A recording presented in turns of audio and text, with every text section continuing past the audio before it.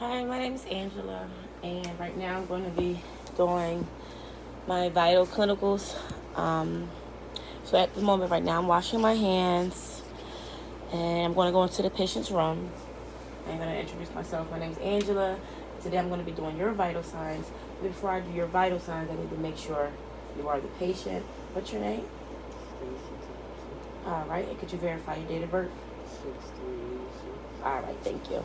So right now, what I'm going to do first is I am going to check the pulses and her respirations.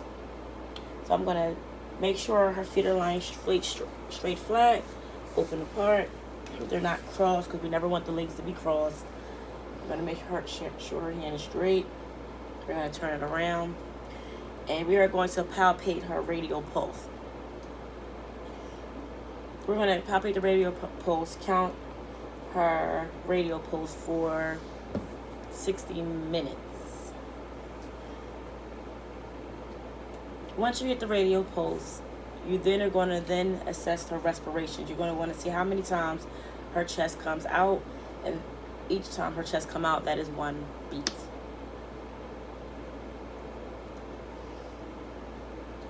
All right. So once you get the respirations and her radial pulse, you then want to tell the patient, all right, Miss Thompson, your pulse was 80/16.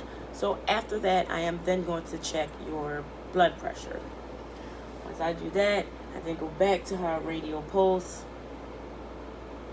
turn it around, palpate it again. I want to then go up to her brachial artery to find it so I know where to put the blood pressure cuff at. Once I find a brachial artery, I'm then going to take my blood pressure cuff and I'm going to apply it on. You always want to make sure the blood pressure cuff is lined up exactly towards the brachial artery. So you're going to put this right here. Then you're going to wrap it around. And make sure you don't want to make sure you're not hurting the patient. You don't want to be too rough. Then you want to turn this around. You always want to make sure you try to make sure that if it slides off, that means that it's not the right size cuff. If it fits properly, then you know that it is the right size cuff for the patient. Once you get that done, make sure it's like I think it's 1/4 an inch up from the brachial artery, because then your stethoscope is going to go right here at the brachial artery. And always make sure your hand's kind of right here. And you want to put it on the brachial artery. So what I'm doing is then putting my stethoscope in my ear, making sure I have this at the brachial artery. Righty tighty, lefty loosey, and I want to have this stethoscope on because I want to listen for the first beat, which is the systolic beat.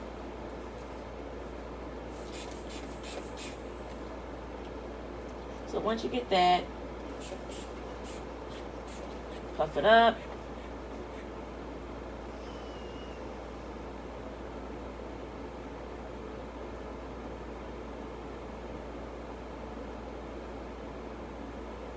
All right, Miss Thompson, your pressure was 120/70.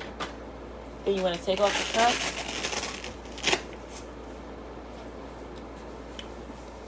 And that is how you do a vital signs.